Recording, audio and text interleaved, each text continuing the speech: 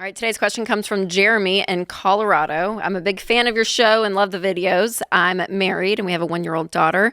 I've been renting, but I'm contemplating purchasing a house. My gross base salary is $243,000. Take-home pay after 401k and insurance is $11,000 a month. We are paying $2,200 in rent. So my question is, how do we know when we're ready to buy a house, and how much money do I need to buy? I'm trying to think through the down payment and the mortgage payments, but I know there are other expenses during the buying process and monthly that I'm not thinking through, and I want to be prepared.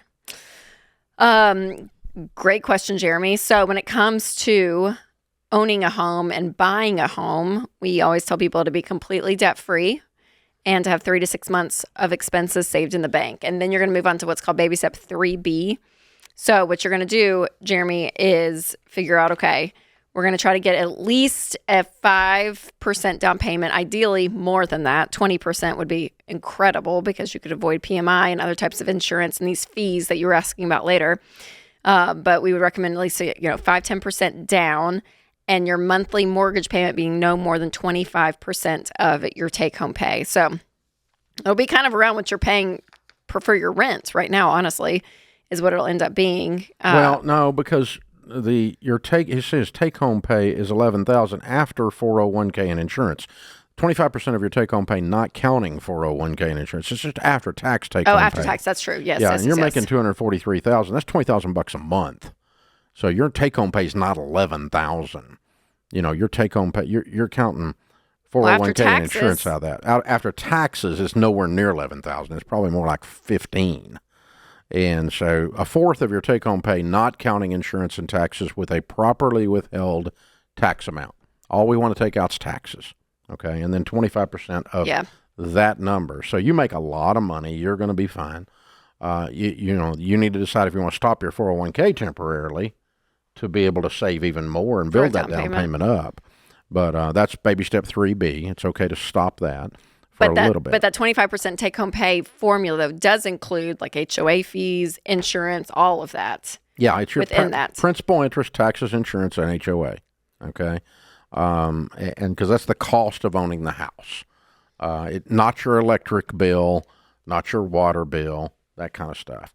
And so, but it's just what we're trying to do is not have you be house poor, where your house payment is a huge percentage of your take-home pay.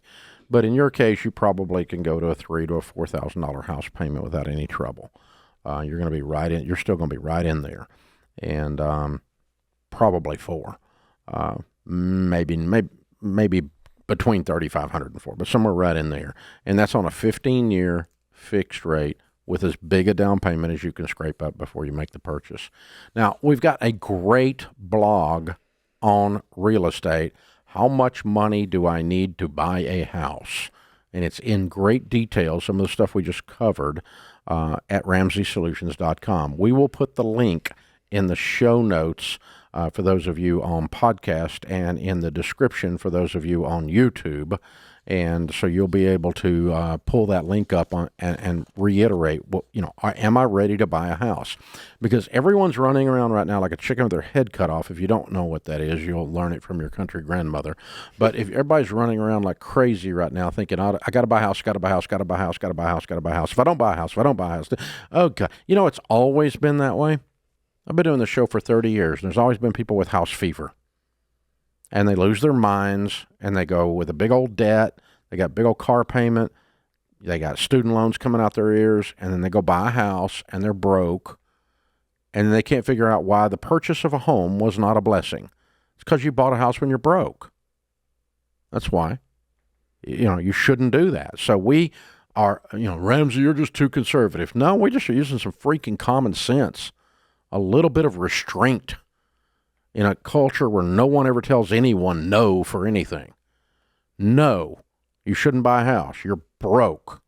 Get yourself where you ain't broke, and then you buy a house, and then it won't be harmful to you. It'll be a blessing. It doesn't affect me. I don't care if you do it or not. But if you're asking me how I can be a blessing to you, how I can make your life better, we're here to tell you that, and that's what we've done.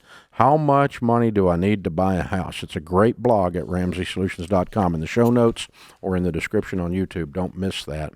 And Jeremy, you ought to go read that too.